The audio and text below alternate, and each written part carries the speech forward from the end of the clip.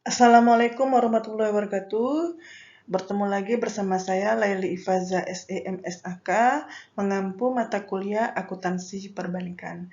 Kali ini kita akan membahas mengenai materi akuntansi penghimpunan dana. Nah, yang akan kita bahas dari akuntansi penghimpunan dana ini yaitu bentuk-bentuk dari penghimpunan dana, syariah terikat skema transaksi, giro, tabungan dan deposito, praktek pengakuan dan pengukuran.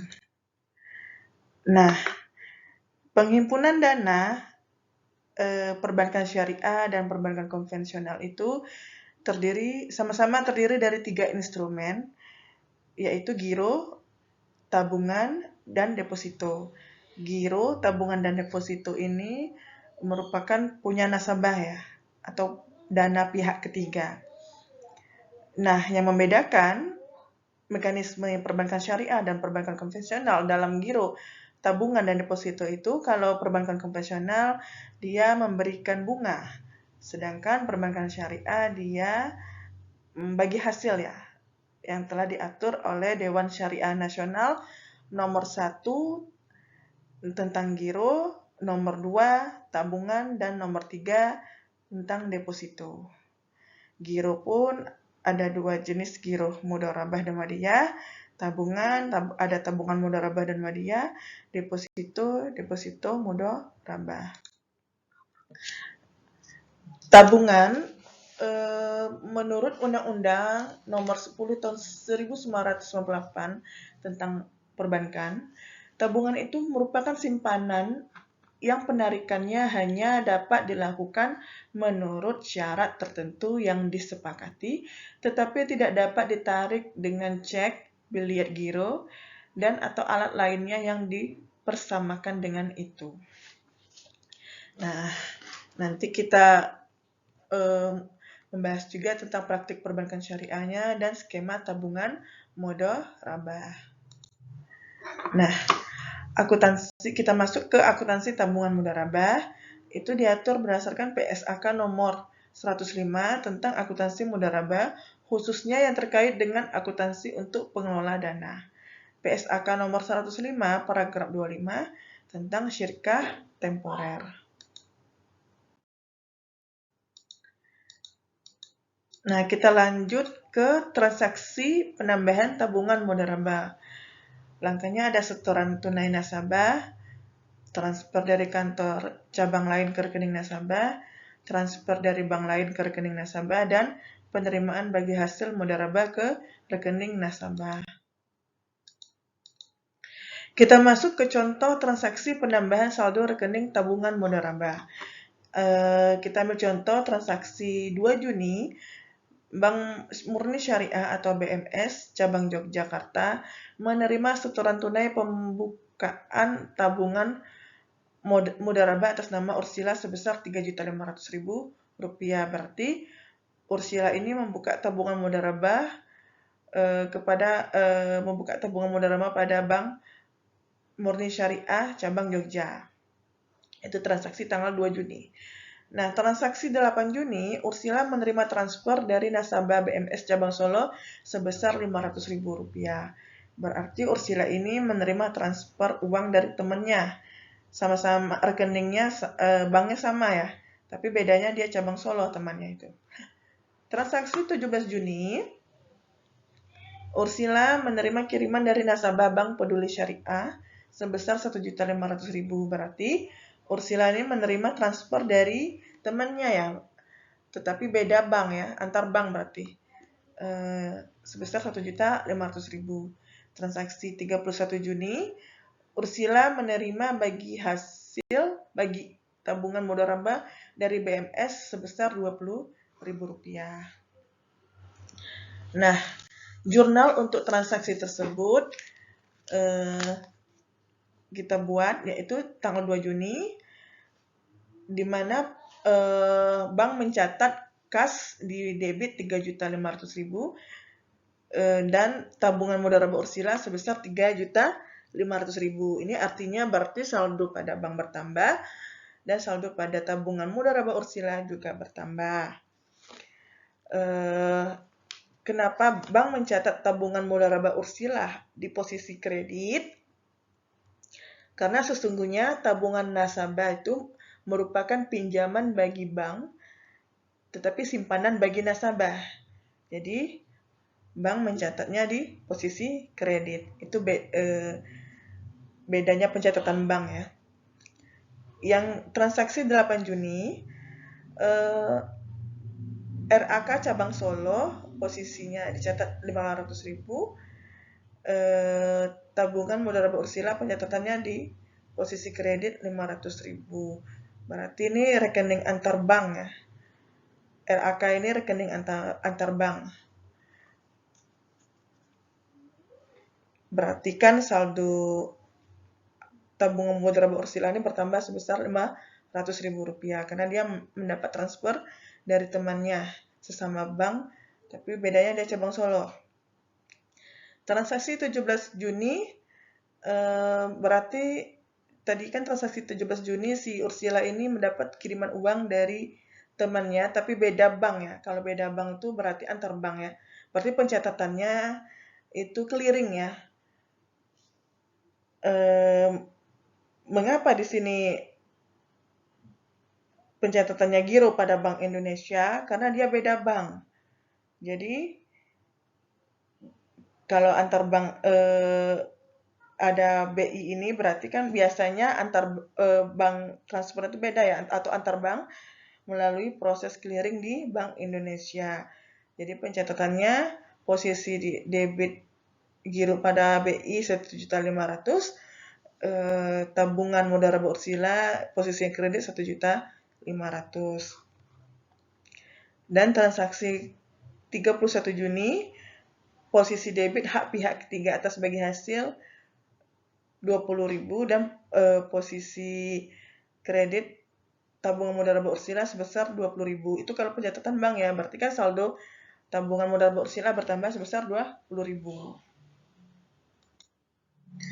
Nah, kita masuk ke transaksi pengurangan tabungan mudharabah, di mana ini ada bentuknya, ada penarikan tunai oleh nasabah, transfer ke rekening lain pada bank yang sama, transfer kepada nasabah bank lain, dan penarikan biaya administrasi tabungan, pajak, dan lainnya oleh bank. Berarti yang tadi membahas transaksi penambahan tabungan mudharabah, yang selanjutnya membahas mengenai transaksi pengurangan tabungan mudharabah. Nah, sebagai contoh transaksi pengurangan tabungan mudharabah, kita lihat contohnya tanggal 7 Juni, Ursila nasabah BMS cabang Jogja menarik tunai tabungan mudharabah sebesar 1.500.000. Berarti kan saldo Ursila ini berkurang ya, karena dia menarik tabungannya sebesar 1.500.000. Nah, transaksi 11 Juni, Ursila mentransfer sebesar 500.000 dari rekeningnya ke rekening tabungan nasabah BMS cabang Solo. Berarti Ursila ini mentransfer uang 500.000 ke temannya sesama rekening bank yang sama ya. Sehingga membuat saldo si Ursila ini berkurang 500.000. Nah, transaksi 14 Juni, Ursila mentransfer 250.000 ke rekening dari rekeningnya ke rekening giro nasabah Bank Syariah Muhammadiyah. Berarti ini beda bank ya. Terus transaksi 31 Juni dipotong tabungan mudharabah Ursila untuk administrasi tabungan sebesar Rp2.000 dan pajak Rp4.000. Rp4.000 ini diperoleh dari 20% dari bagi hasil yang diterima oleh Ursila tadi 20.000 ya.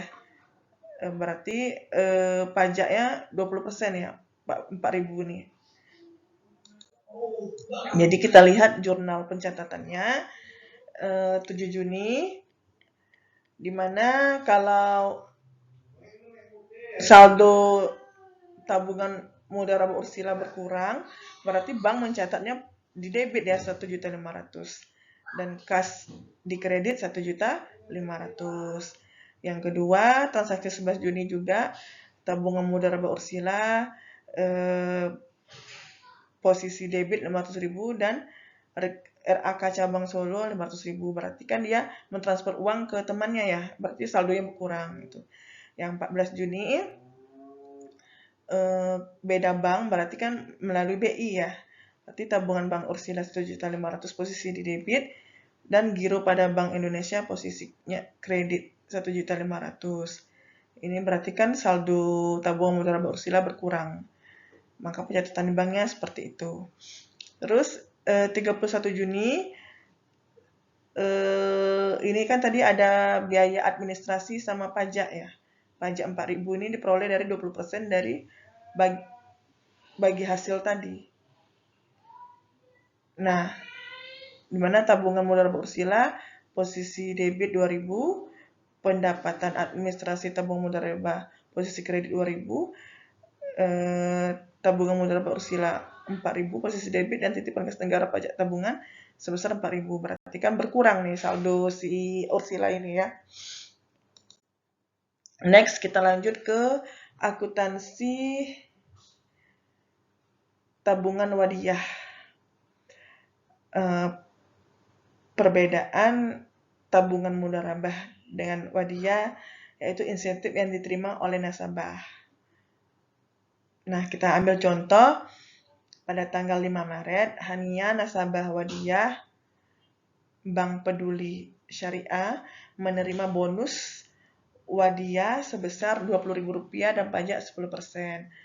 Maka jurnalnya beban bonus tabungan wadiyah posisi debit 20.000 dan tabungan wadiyah Hania 18.000, dan ini titipan kas pajak tahunan sebesar 2.000 itu dikredit ya posisinya. Dia menerima bonus wadiyah kan 20.000 dan pajak 10%, berarti kan dikurangi pajak 2.000 ini diperoleh dari 10% dari 20.000. Nah, giro. Giro merupakan simpanan yang penarikannya dapat dilakukan setiap saat dengan menggunakan cek, biliet, giro, sarana perintah pembayaran lainnya, atau dengan pemindah bukuan. Nah, mekanisme gironya wadiyah, mudharabah.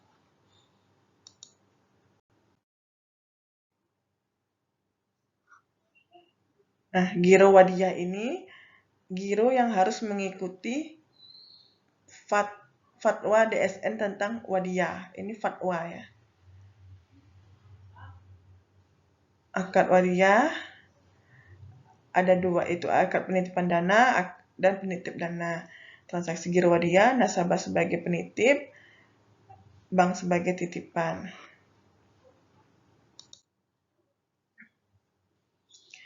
Nah, transaksi penambahan rekening giro wadiyah bentuknya ada penyetoran tunai, transfer dari tabungan maupun giro cabang lain dari bank yang sama, penerimaan cek dari nasabah bank lain yang diuangkan oleh nasabah suatu pihak, dan penerimaan bonus giro wadiyah dari bank syariah.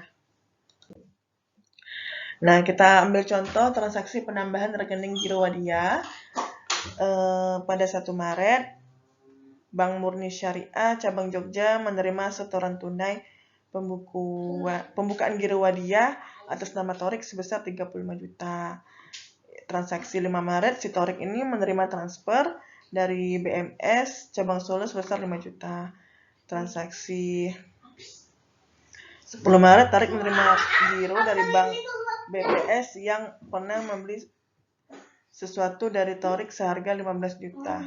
Biliet giro tersebut dicairkan oleh Thorik ke BPS untuk dimasukkan ke rekening giro wadiyah Thorik di BMS. Transaksi yang keempat, 31 Maret, Thorik menerima bonus giro wadiyah dari BMS sebesar 50.000, dikenakan pajak 10%.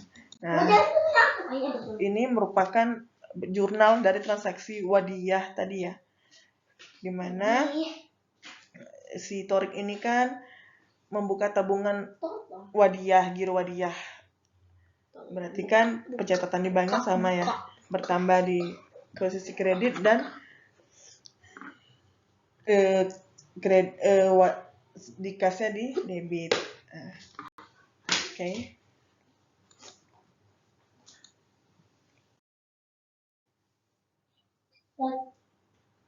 Ini transaksi pengurangan giro wadiah. Transaksi pengurangan giro wadiah ini penarikan cek oleh nasabah giro wadiah untuk ditukar secara tunai, penarikan beliat giro untuk ditransfer ke cabang lain bank yang sama atau ke nasabah bank lain, dan potongan administrasi dan pajak tabungan. Nah, ini ada contohnya ya, bisa kita lihat dan kita baca. Contoh transaksinya. 3 Maret, Torik menggunakan cek untuk mencairkan dana, berarti kan terjadinya pengurangan ya, giro wadiah. 7 Maret, Torik menggunakan untuk mentransfer sejumlah dana ke BMS cabang Jakarta sebesar 5 juta. Berarti ini pengurangan ya, pengurangan giro wadiahnya si Torik. 12 Maret juga dia menggunakan beliat giro untuk pembayaran pembelian sebuah mesin kepada nasabah giro bank lain sebesar 10 juta rupiah, dan transaksi 31 Maret dipotong giro wadiah Torik untuk administrasi tabungan sebesar 15.000 dan untuk pajak sebesar 10.000, 20% dari bonus giro wadiah yang terima sebesar 50.000 seperti yang sudah dicatat tadi ya. Ada pajaknya tadi kan. Nah, inilah jurnal transaksinya. Oke. Bisa dilihat ya sama bedanya ya. Giro wadiah Torik posisinya dicatat oleh bank 12 juta di posisi debit dan kas di kredit 12 juta. Berarti kan berkurang nih giro tabung wadiah Torik.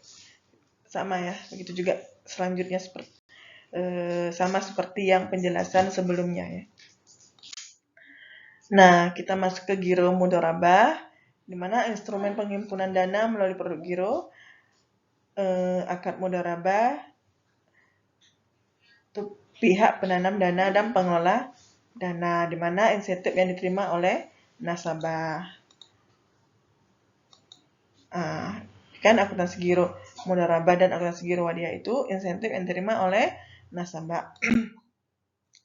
Nah, sebagai contoh, pada tanggal 5 Maret Hania, yang contoh dari Hania tadi, nasabah giro mudharabah Bank Peduli Syariah tadi menerima imbalan bagi hasil atas rekening gironya sebesar Rp45.000. Maka jurnal yang kita buat yaitu hak pihak ketiga atas bagi hasil, posisinya debit 45.000, giro mudharabah Hania sebesar posisi kredit di 45.000. Ini pencatatan di bank ya. Nah, lanjutnya yang terakhir, deposito mudharabah. Deposito mudharabah ini berdasarkan Undang-Undang Nomor 21 Tahun 2008 itu tentang perbankan syariah deposito, di mana investasi dana berdasarkan akad mudharabah atau akad lainnya. DSN Nomor 3 Tahun 2000, prinsip mudharabah, syahibul mal, pemilik dana, dan mudharib pengelola dana. Nah, kita lihat contoh transaksi terikat deposito mudharabah. Silakan dibaca. Ya, 1 September Bank BMS menerima setoran atas nama Bunda Doli 5 juta sebagai investasi deposito mudharabah untuk jangka waktu 1 bulan dengan nisbah 60% untuk nasabah dan 40% untuk BMS. Transaksi 30 September berdasarkan perhitungan distribusi pendapatan bagi hasil yang akan dibayar untuk kelompok deposito mudharabah adalah sebesar 15 juta rupiah. Nah, transaksi 4 Oktober dibayarkan bagi hasil deposito mudharabah kepada Bunda Doli sebesar Rp40.000 dan atas pembayaran tersebut dipotong pajak sebesar 20%. Pembayaran bagi hasil dilakukan ke rekening tabungan mudharabah atas nama pemilik yang sama. Transaksi 5 Oktober, Bunda Doli mencairkan deposito mudharabah. Pencairan dilakukan secara tunai. Nah, seperti inilah jurnal untuk mencatat transaksi dari kasus tadi, di mana pencatatan oleh bank kas 5 juta di debit dan deposito mudharabah Bunda Doli sebesar 5 juta di kredit. Hak pihak ketiga bagi hasil deposito mudharabah posisinya debit 15 juta dan bagi hasil belum dibagikan deposito tuh kredit di 15 juta. Nah, jurnal untuk transaksi 4 September bagi hasil belum yang dibagikan, posisi debit 40.000, tabungan Mudharaba Bunda Doli 32.000, dan titipan kas negara pajak deposito 8.000. Ini tadi ada pajaknya ya. Dan transaksi yang terakhir deposito Mudharaba Bunda Doli 5 juta dan kas 5 juta. Oke, seperti itulah pencatatan jurnalnya ya oleh pihak bank. Nah, demikianlah pembahasan untuk materi akuntansi penghimpunan dana. Lebih dan kurang saya mohon maaf dan saya ucapkan terima kasih. Wassalamualaikum warahmatullahi wabarakatuh.